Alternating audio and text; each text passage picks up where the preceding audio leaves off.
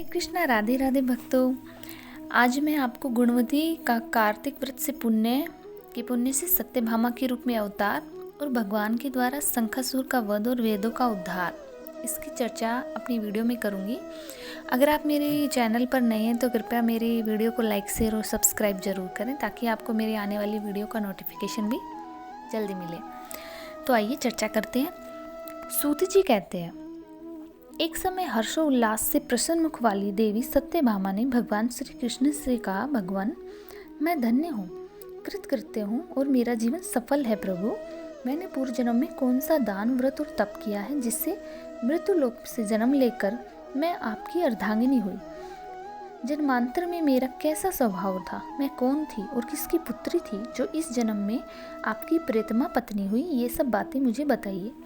भगवान श्री कृष्ण बोले, प्रिय सतयुग के अंत में हरिद्वार में एक श्रेष्ठ ब्राह्मण रहते थे जिनका नाम देव शर्मा था।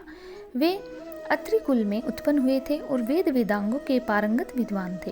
उनकी अवस्था बहुत अधिक हो चली थी किंतु उनकी कोई पुत्र नहीं हुआ, केवल एक कन्या थी जिसका नाम गुणवती था। देव शर्मा ने चंद्र नामक अपने शिष्य को ही अपनी पुत्री का उससे विवाह करवा दिया और उसी को पुत्र की भांति माना। चंद्र जितेंद्रिय और आज्ञाकारी था। वह देव शर्मा को पिता के समान ही मानकर उसकी सेवा करता था। एक दिन वे दोनों कुश लाने के लिए वन में गए। वहां यमराज के समान आकार वाले किसी विकराल राक्षस ने उन दोनों को मार डाला। वे दोनों अपने अपने पुण्य के प्रभाव से भगवान विष्णु के लोक में गए। उनके मारे जाने का समाचार सुनकर गुणवती पिता और पति के वियोग से दुखी होकर पीड़ित होकर कर्ण सरोवर में विलाप करने लगी। उसने घर का सारा सामान बेचकर अपनी शक्ति के अनुसार उन दोनों का परलौकिक कर्म संपन्न किया। उसके बाद वह उसी नगर में निवास करने लगी। जीवित रहने पर भी गुणवती संसार के लिए मर चुकी थी।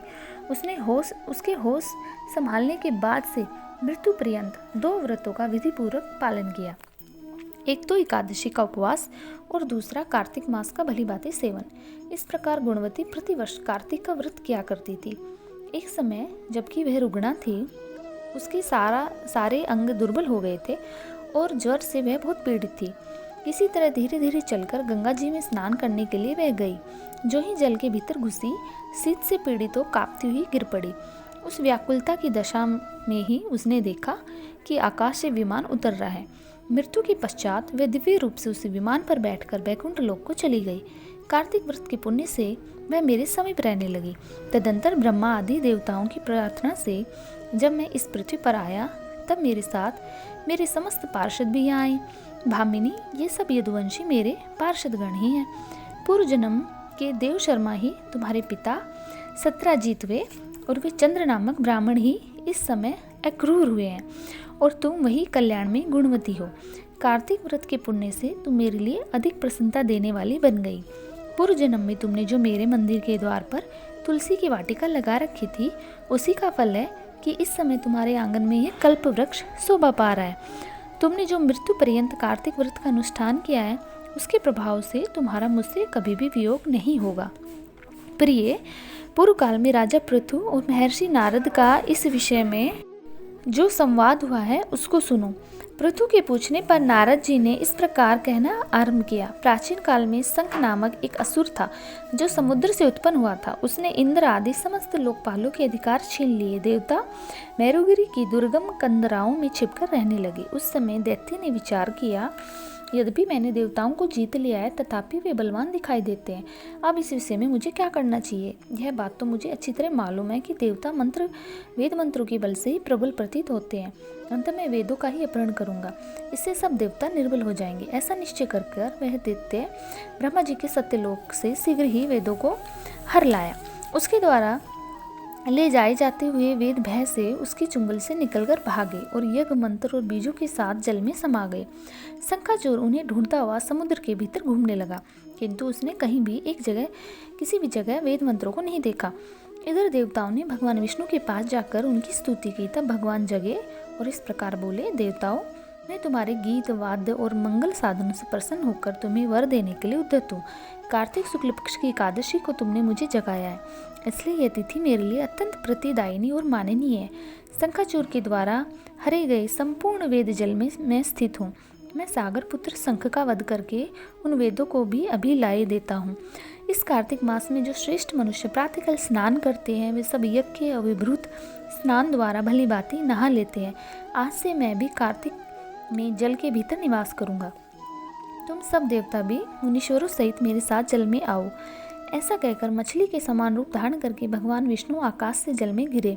फिर शंखासुर को मारकर भगवान विष्णु बद्रीवन में आए और वहाँ उन्होंने संपूर्ण ऋषियों को बुलाकर इस प्रकार आदेश दिया, मुनीश्वरों, तुम जल के भीतर बिखरे हुए वेद मंत्रों की खोज करो और जितनी जल्दी हो सके उन्हें सागर के जल से बाहर निकाल लाओ। तब मैं देवताओं के साथ प्रयाग में ठहरता हूँ। तब उन तपोबल संपन्न महर्षियों ने यज्ञ और बीजों सहित संपूर्ण वेद मंत्रों का उद्धार किया। उनसे जितने मंत्र जिस ऋषि ने उपलब्ध किए वही उन मंत्रों का उस दिन से ऋषि माना जाने लगा। तदंतर सब ऋषि एकत्रित होकर प्रयाग में गए। वहाँ उन्होंने ब्रह्मा जी सहित भगवान विष्णु को उपलब्ध हुए सभी वेद मंत्र समर्पित कर दिए। सब वेदों को पाकर ब्रह्मा जी बड़ी प्रसन्न हुए। उन्होंने देवताओं ऋषियों के साथ प्रयाग में अश्वमेध यज्ञ किया। यज्ञ समाप्त होने पर सभी देवताओं ने भगवान से यह निवेदन किया। देवता बोले, देव आदि देव जगन्नाथ, इस स्थान पर ब्रह्मा जी ने खोए हुए वेदों को पुण्य प्राप्त किया है और हमने भी यहाँ आपके प्रसाद से यज्ञ भाग पाया है। अतः यह स्थान पृथ्वी पर श्रेष्ठ पुण्य की वृद्धि करने वाला एवं भोग और मोक्ष प्रदान करने वाला हो।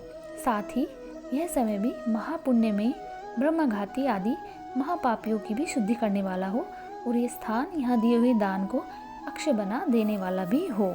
यह हमें वर दीजिए। भगवान विष्णु ने कहा, देवताओं, तुमने जो कुछ कहा है वह मुझे भी स्वीकार है। तुम्हारी इच्छा पूर्ण हो। आज से यह स्थान ब्रह्म क्षेत्र के नाम से प्रसिद्ध होगा। सूर्य वंश में उत्पन्न राजा भागीरथी यहाँ गंगा को लाएंगे और यहाँ सूर्य कन्या यमुना से मिलेगी। ब्रह्मा जी और तुम सब देवता मेरे साथ यहाँ निवास करो। आज से यह तीर्थराज के नाम से विख्यात होगा।